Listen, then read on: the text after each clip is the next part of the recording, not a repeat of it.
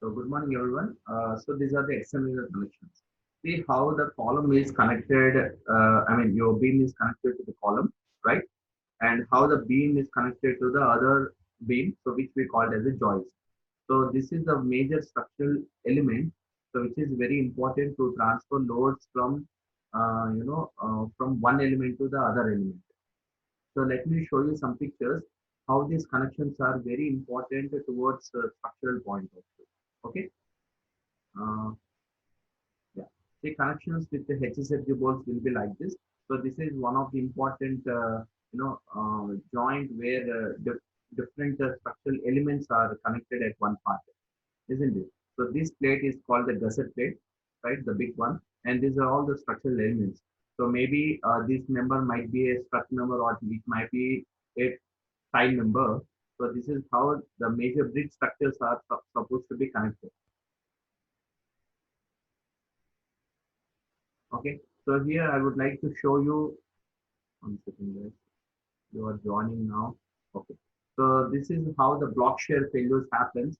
So see how practically it was. So this is the way how the block shear happens. There will be one shear plane and the other shear plane on this. So two shear planes for this particular joint, and there will be one tension plane. Okay, which is the perpendicular to the load direction. This is the load direction, and this is the plane under tension. So these two planes are under shear. Okay, so you can see another kind of a tension failure, so which is not a block. So here the plate got failed. Your bolts are very strong enough where the plate is supposed to be failed due to tension. So we call this kind of failure as called a rupture failure. Okay, so failure modes due to priming action. I think you all understood what you mean priming action. So because of the flexibility of these two plates, the deflection happens in between these two plates. So to control this deflection, your bolt is supposed to be designed under external force as well as the priming force. Okay, I think you know about this.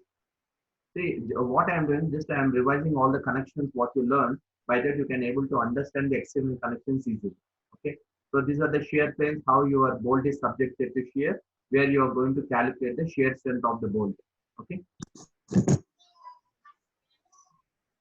Guys, so please mute your voice. So please mute your audio, guys. See here, you can see where the shear plane is happening in the thread. Here, the shear plane is happening in the shank portion. So it all depends on the length of the bolt which you are using, right? So based on that, the number of planes will be there in the bolt. So generally, what we take when the bolt is connecting two plates, there will be only one plane in the shank. There is no shear planes in the shank and one plane in the thread portion. If the bolt is connecting three plates, then there will be one plane in the shank and the other plane will be in thread portion. So that is how we are solving problems. So you can see the possible different modes of failures of plates and the bolts. I think we already discussed all this. Let me join this. So there are different force transmissions through bolts. So this is how the bearing bolts transmit bolts from bolt to plate. Okay. So this is how shear and bearing joint. This is called the preloaded friction grip joint, and this is called a tension joint. Right. When the bolt is subjected to tension, this is how forces will pass to the axis of the bolt. So welded beam splices. So this is what we call as a butt welding, right? So hybrid beam splice. So where the beams can also be spliced like this when the required length of the member is not available. So this is called welded column splicing. See, you can see the sections which are unequal. So when the sections are unequal, so you can do splicing like these are called welded column splicing. So types of beam splicings, beam splicings can be done like this.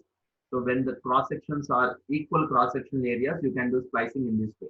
So when the sections are unequal like this, you can do splicing in this way, either to the bottom of the flange or either to the top of the flange. Why? Because if this is the end of the floor, by that you can do like this. If this is the starting of the floor, to make the floor action, which is equal surface, you have to go with the two compression flanges facing, I mean, having the same plane.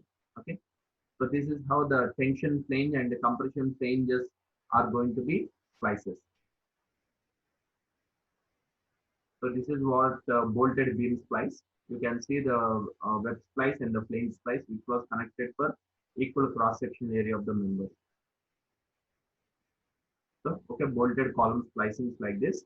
So we can see three different variations: two equal cross sections, unequal cross sections with a bearing plate. So in between, you can see a plate over here. This is called a bearing plate, which transfers load from topmost column to the bottommost column. Okay, the practical way you can see here, where the two sections are unequal, isn't it? How the plates are joined, you can have a flange plate like this, and see, you can place even a plate in between two columns where that plate is going to be act as a bearing plate. It is like a small beam anmata, short beam. So that beams will transfer load from top column to bottom column. Okay, so where we can make use of that kind of bearing plates for connecting to unequal cross section areas of the column. Okay, so column splice using end plates. End plates is nothing but where you can use it as a bearing plate. Right? See, earlier I have showed you the bolting, how the two columns can be bolted each other. So here you can see a welding of two unequal cross-section layers of the column, right? You can do welding on its, circumference, right? So welded column splices will be like this. So you can have a variations of each picture over here. So you can go with the best way, so where it is useful for your application. Okay.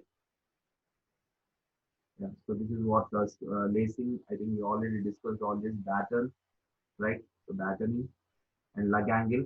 So this is how the lug angle. Lug angle is an extra angle which is provided to the main parent member to reduce the length of the joint, to reduce the thickness of the gusset plate, to reduce the number of bolts required. Okay, to connect your angle to the gusset plate. So this is how the lug angle is gonna used to join to the parent member to share the load from the main parent angle. Okay. Please guys, so please mute your audio. I request everyone, so please mute your audio.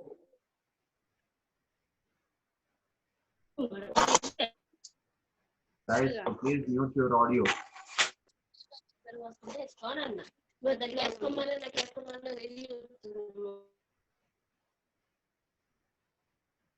Amulya, mute your audio. Yeah. Okay. So now, so I think we all discussed these gusset plates and the base plates. So this is how your column is connected to the gusset plate, and where the gusset plate is connected to the gusset angle, where the gusset angle is connected to the base plate to the column foundation. Okay. So I think you can see the clear 3D picture over here. And this is what the base plate, where you are going to design the base plate of width, length, and the thickness. So the column can be connected to the base plate either with the cleat angle, or it can be connected with the help of a welding. Okay, we have solved one problem on welding in our class, right? Yeah. So that is how column can be connected to the base plate either with an angle or either with welding. Okay, so this is how the column is connected to the base plate. There are different gusset plates on its circumference.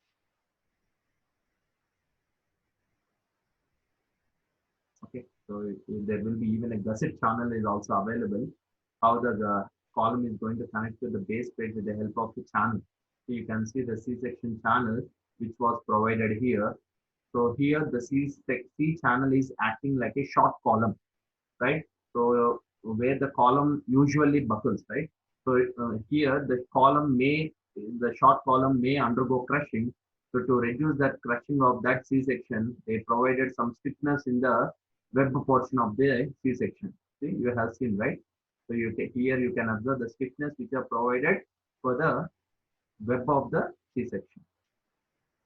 Okay, so these are all advanced in the design summa.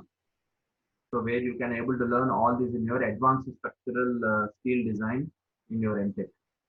Okay, so let me start with the external connections right away. So these are the practical pictures of base plate examples. Okay. See, hope guys, so please try to follow my lectures, which was scheduled from 10:30 to 12:30 because I'm discussing each and every concept in detail and I'm sharing my notes also. Okay. So any doubts you can ask me, either through WhatsApp or through Facebook. You can comment your question. By that, definitely I will answer your questions. And please go through with a number of problems. Even I'm doing lot of example problems also. So here, let me tell you the eccentrical bolted bracket connections, which are classified into two categories. One is the bolted bracket connection type 1, where your column is connected, the bracket is connected from the column face of the flange. And second bracket connection, where the column, bracket is connected from the end of the column flange. Okay. And even the bracket, eccentrical welded bracket connections also classified into two types: bracket connection type 1 and type 2. Type 1 in the sense only this difference, bracket which was connected to the plane of the column plane. Okay, in type 2 it will connect from the end of the column plane. That is only the difference. Okay, let me show you the pictures how it's going to be. And the design of bolted beam connections are very important. So since these connections are more important, where the failure of connection is more catastrophic. So what do you mean catastrophic? Because you can't imagine the failure which gonna take place at the particular joint. In RCC structures, you never bother. Why? Because every joint is a fixed joint where the structure was casted, monolithically. But here it is catastrophic because the connections are itself is supposed to carry the load and transfers load from one structural element to the other structural element. So that is why it is there are different types of beam connections are explained and designed in your eccentrical connections. Okay. So what are the types of beam connections? So basically we are having three different types of beam connections. One is a simple connection. So simple connection can also be called as a flexible connection. Okay. So next one is moment or resist connection or rigid connection. And next one is semi-rigid connection. The difference of these three, please try to understand. Simple connection in the sense there will be only the shear force, no moment. Okay. In rigid connection, there will be shear force and moment. Why? Because as rigid connection in the sense the joint will be fixed. In fixed connection, there will be moment along with the shear forces. In flexible connections, member will try to rotate. So that's the reason why your moment is zero in the flexible connections. In semi-rigid connection, there will be slightly moment, okay, and shear force. So that is how the connections are classified into three categories: flexible, rigid, and semi-rigid connections. Okay. Right. So coming to flexible connections, because a simple or flexible connections is there for your syllabus point of view. These flexible connections are again classified into three categories. One is framed connections, the other one is unstiffened connections, and third one is stiffened connections. So let me show you one by one how the framed connections looks like, and unstiffened connections and stiffened seated connections. So let's discuss about the bolted eccentrical connections. So where how your beam to beam and column to beam is going to be connected with the three ways. So one is framed connections, other one is unstiffened connections, and third one is stiffened connections. So the problems and the theory designs is going to be discussed on notes. Okay. So then 10:30 to 12:30 చెప్పే class లో నేను discuss చేస్తున్నాను. And here only the presentation I can able to manage for 40 minutes of our lecture. So here you can see the frame connection. As I told you, framed connections are the one which can also be called as a flexible connections, which carries only the shear force. So here you can see how the beam was connected to another beam. So this is the major beam and this is the minor beam, right? So here you can see the only the cross section. See how this minor beam was connected to the major beam? It was connected to web only. Why web to web? Why? Because we all know that in an I section, there will be flanges will carry the moments and web will carry the shear forces, isn't it? So here you can see web is transferring the shear force from web to web only. So how the web and column, beam web is connected?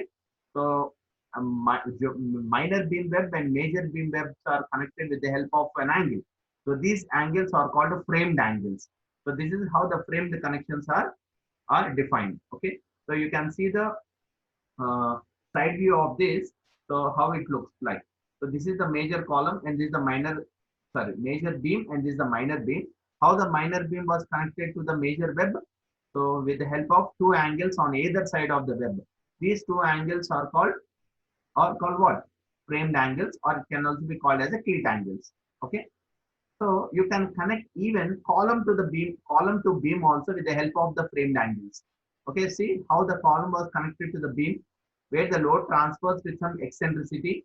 So with the help of an angle. Here you are supposed to design this angle. So this angle is called a framed angle. Okay. So this angle, one leg is connected to the beam web and the other leg is connected to the column planes. Okay. So this is how the force will be transferred. So when you want to connect beam to column, you always should connect it to the flange only, not web. Why? Because try to understand here there will be an eccentrical moment. Moments will be carried by only the flanges, not the web. So that is the reason why we connect the column to beam only to the flanges. Okay, from web to flange. But here in beam to beam, so here shear force will transfer from web to web. So that is the reason why we are connecting to the web portions. Okay, so that you need to understand. See, here the important concept is called coping. What do you mean coping? So when you want make use of two uh, beam sections with the same plane, so what you have to do, you have to cut the planes on the top and coincide these two beam flanges, okay, with an equal level.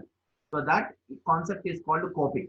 So even though if you cut the top flange of this minor beam, no problem. Why? Because it is transferring only the shear force. It is not transferring any kind of moment. So cutting your flange doesn't create any problem. Okay. So why? Because there is only the shear force happening in this kind of framed connections. So here the framed connections are going to be used when the shear force is low. Okay. So when there is a shear force is less, then we are going to use this framed connections. So this is how the framed connections looks like in 3D. So you can see a column which is connected to beam.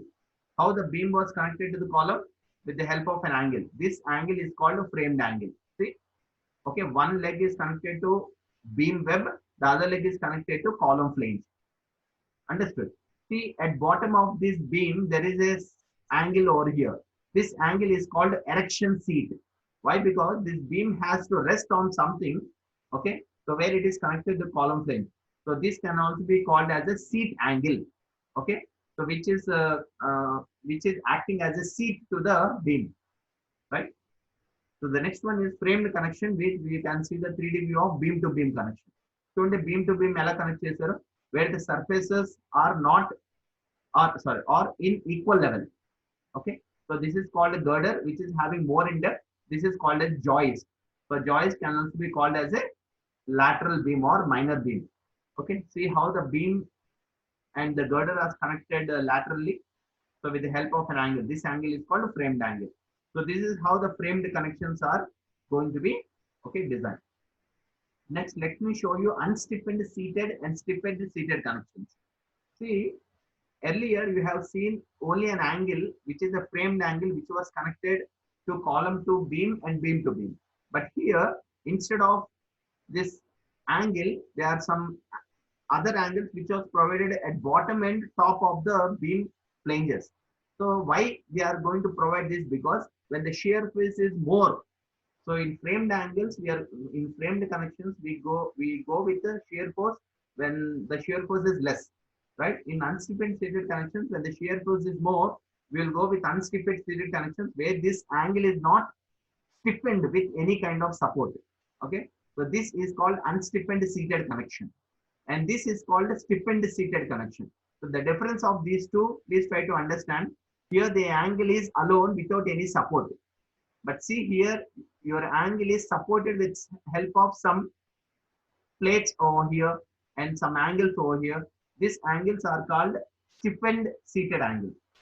So the only difference of these two is here your seat angle is not supported. That's why it is called unstiffened seated connection. Here this angle was supported with some seat. That's why it is called a stiffened seated connection. Okay. So that is how the framed angle, unstiffened seated connections and stiffened seated connections are classified. See, out of these three, in examination, you come across at least one question out of these three. Very, very important. Framed connection, unstiffened seated connection, and stiffened seated connection. So in my class, definitely I will do one problem on each model. Okay, one on framed connection, one on unstiffened, and one on stiffened seated connection. So please go through the notes and okay, let understand the concept. The pictures why I'm showing is when I start doing problems, you should able to visualize what I'm designing. Okay. So here the angle which is provided on the top, which is called as a cleat angle. Why we are providing angle on the top? This angle will make your beam rigid at this particular place. Otherwise, if there is no angle, what happens? This beam may move on top. So to make this beam rigid at top, so you are providing an angle where one leg is connected to the beam plane and the other leg is connected to the column plane. Okay. Here the important structural design, I mean connection design is this portion. So this is the important design portion. So where the seat is going to be stiffened with the help of some angles. So that's why it is called a stiffened seated connection. If the angle is not stiffened properly, this is called unstiffened seated connection. Framed connections we gonna use when shear force is less. Unstiffened seated connections we design when the shear force is more. Stiffened seated connections we do when the shear force is high. Okay, so that's the difference where we use these three different methods of connections. Okay, yeah. So now you can see unstiffened seated and stiffened seated connections in 3D. See how the column is connected with the beam with the help of cleat angle on the top and seat angle on the bottom, isn't it? So where the seat is not stiffened. So in the next picture, you can see how your seat is stiffened with the help of some angle. So these angles are called stiffened seated angles. Okay. So this seat angle is stiffened with the help of some angles over here. These angles are called stiffened seated angles. Okay.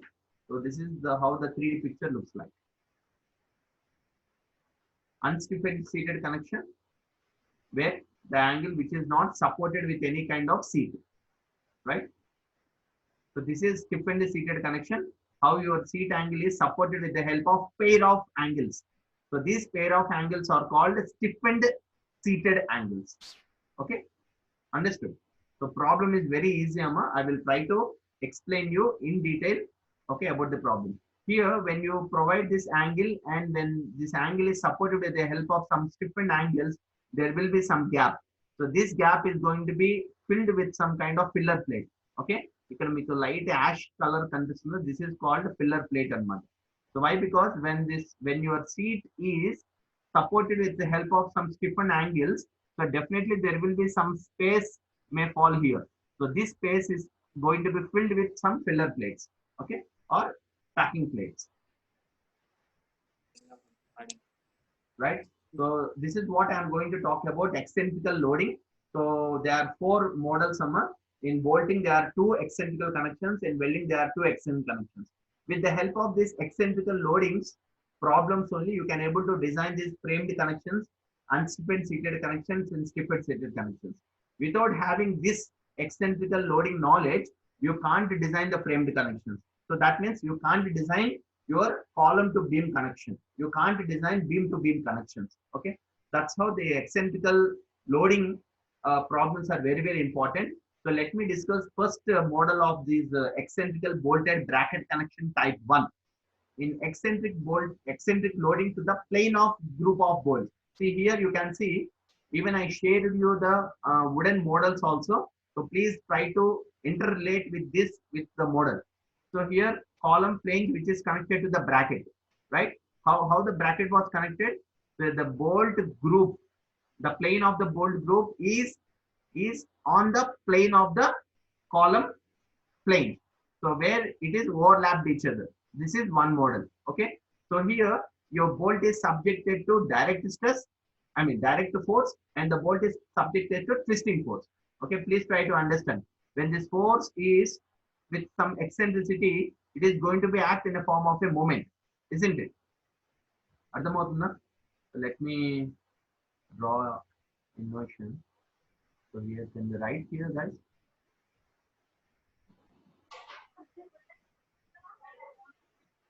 Yeah. See, load into distance is some eccentricity. So this is in a form of a moment. So what this moment makes? This moment makes your bolt to rotate. Okay. So that is called a twisting force, and this force should always pass vertically downwards in the column where this bolt is subjected to shear. So that is how bolts are designed in such a way that one is the direct force, the other one is the twisting force. Okay. So for the direct force, the formula is P by A, and for the twisting force, the formula is M into R max by summation of R square. So which I was discussed in the previous class clearly, right? And the next one is eccentrical loading plane perpendicular to the plane of group of bolts.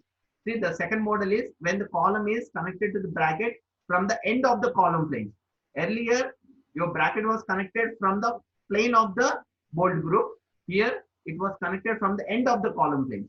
So this is one kind of column orientation, and this is the other way of column orientation. Okay. So this is the other problem. So here, your bolt is subjected to two kind of forces. One is shear force, the other one is tensile force. How the shear and tensile forces will act? See, you can see now. I will show with animation here.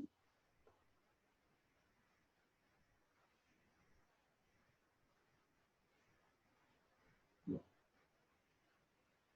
See, one force is vertically downwards, which makes your bolt shear off. The other force is like this, which makes bolt to tension, right? So here you have to design this bolt under shear and tension. Why? Because this force, which is parallel to the, sorry, which is perpendicular to the axis of the bolt, which makes bolt to shear off. And this force makes your bolt to elongate, bend. Elongation means tension. So you have to design bolt under shear and tension. So in this model, you have to calculate the tensile force, you have to calculate the shear force, and the combined shear and tension formula already given in your code in connections. Kada andarki meeku formula kuda chupichanu. V by Vd whole square plus T by Td whole square should always be less than or equal to 1. That is the combined shear and tension formula where you have to check for this kind of eccentrical loaded connections. Okay. This is how the eccentrical bolted bracket connection type 1 and type 2 was described. So what do you mean this H by 7? This H by 7 is nothing but, see in the first model, let me show you in the first model.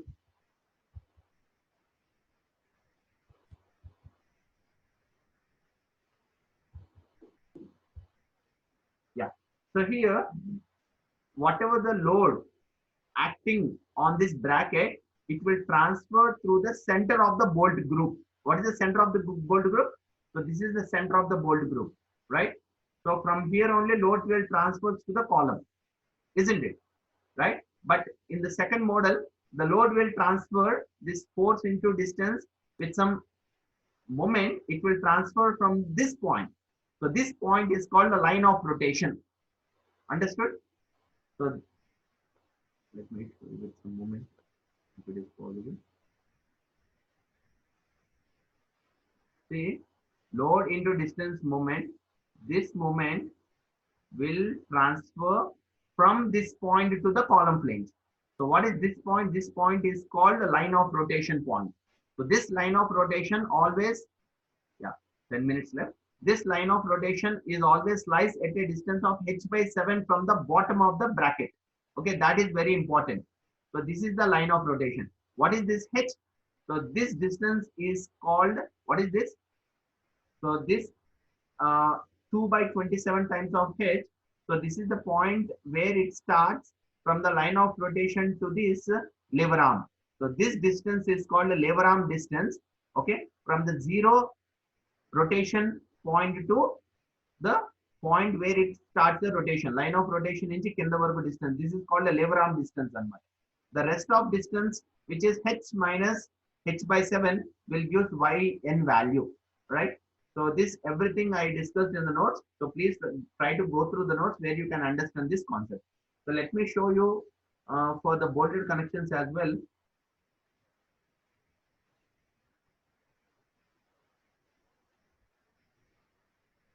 For the sorry, we discussed for the bolted connections, right? Let me show the welded connections. So in welded connections, this is how the column is connected to the beam with the help of a welding. So earlier we have seen the cleat angle which is connected with the help of a bolt. So here the angle you can connect with the help of a welding. Okay. So this is how the beam is connected to the column with the help of a cleat angle where the welding is done for the cleat angles. This is how the column connected to beam, on top of the beam flange cleat angle, bottom of the beam flange seat angle. So these two are welded to the column flange and the beam flange, isn't it? See, bottom also you can see how the seat angle was welded. See, this is unstiffened seated angle. Why? Because this angle is not stiffened. Let me show you the stiffened seated angle like this. See, this is the stiffened seated connection with the help of the welded connection, welded joint. See how the column is connected to beam with the help of a seat plate. Below the seat plate, this seat was supported with the help of some plate. So this plate is called a stiffened plate. That's why it is called a stiffened seated connection. Stiffened plate consists. So this is called stiffened plate, right? Earlier we have used two angles. Those angles are called stiffened seated angles. Here, instead of angles, I am using a plate directly. Why? Because if I want to connect with the help of bolting, I require an angle. But if I want to connect with the help of welding, I doesn't require any angle. Straight away, you can place a plate below the seat plate. That plate can be welded on its circumference. That is the reason why no need to use any angle for the welded connections. You can directly use the plate and you can do the welding on its circumference. That is how your seat plate is stiffened with the help of a stiffening plate anamata. Okay. This is called a stiffened seated connection. Right. So coming to the eccentrical loading in the plane of welding, how the eccentrical designs are going to be takes place to design the framed, unstiffened and seated connections. So here column is connected to the bracket with the help of a welding load. This is the eccentrical distance. So where I have done the welding, in bolting you have seen where the bolts was connected here. Instead of bolting, here you can see the welding. Welding was done in a form of a C shape, isn't it? Right. So let me tell you what are the forces, stresses acting on this welding. So this is nothing but a fillet weld. Why? Because your bracket and the column flange was lapped each other. So this is called a fillet weld. So here welding is subjected to two kind of stresses. One is the shear stress, the other one is the direct stress. How to calculate the direct stress? Load by area is the direct stress. Load is nothing but P, right? And the area is nothing but area of the weld. What is the area of the weld? Length of the welding. This is the length of the welding into thickness will give the area of the welding. That is how you can calculate the direct stress. The second stress is shear stress. So shear stress is nothing but the same way you are going to calculate M into R max by polar moment of inertia. What is R max? R max is nothing but radial distance from the centroid of the C-section welding. So what is the centroid of the C-section? This is the centroid of the C-section welding. From this, okay, yeah, from this the maximum radial distance will be there. Let me show you where the maximum radial distance will be. Yeah, from this center of the welding to this. So this distance is called the maximum radial distance. Okay. For this is the portion where your welding is subjected to maximum shear stress. Okay. So if you try to calculate the maximum shear stress at this point, the rest of points will be automatically get saved. Okay. So that's why you are going to take the maximum radial distance in the welding portion. So this is the welded bracket connection type 1.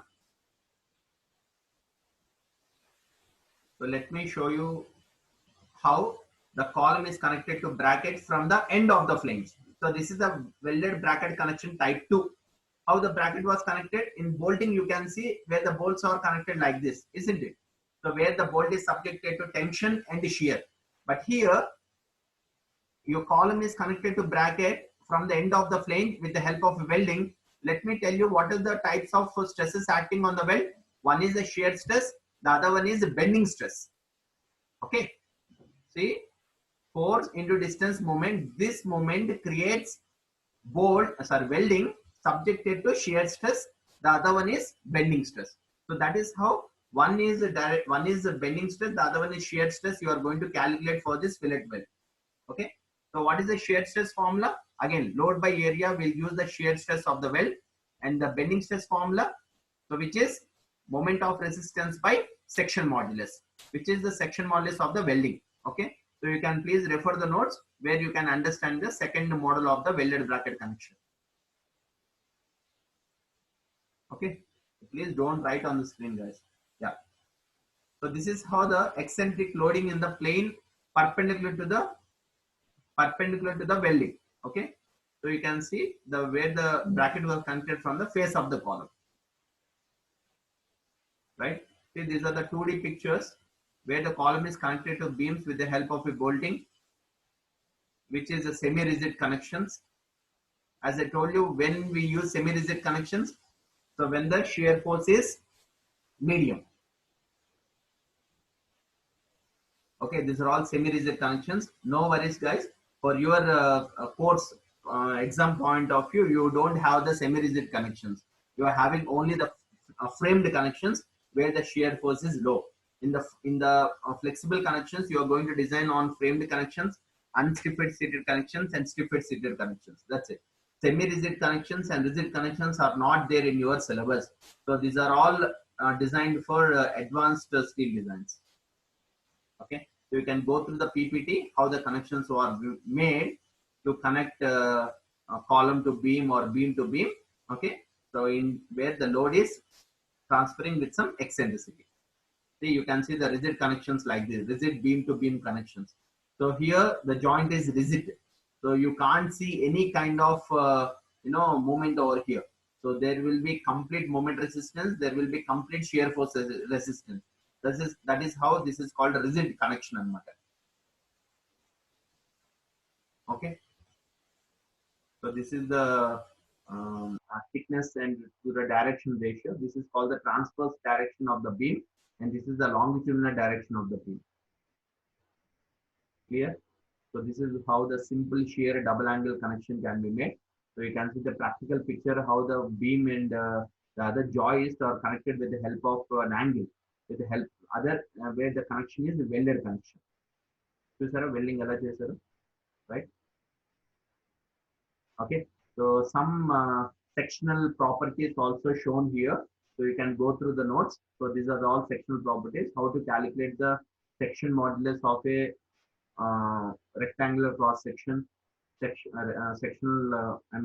modulus of a two rectangular cross sections which are placed parallel, which are placed parallelly in a horizontal way, and what is section modulus of a C channel section. So like this, all will be made. So this is a welded stiffed seated connection. How a column is connected to beam with the help of a seat. ఇక్కడ చూసారా మీరు seat గమనిస్తున్నారా? So what is this? So this is called as a T seat.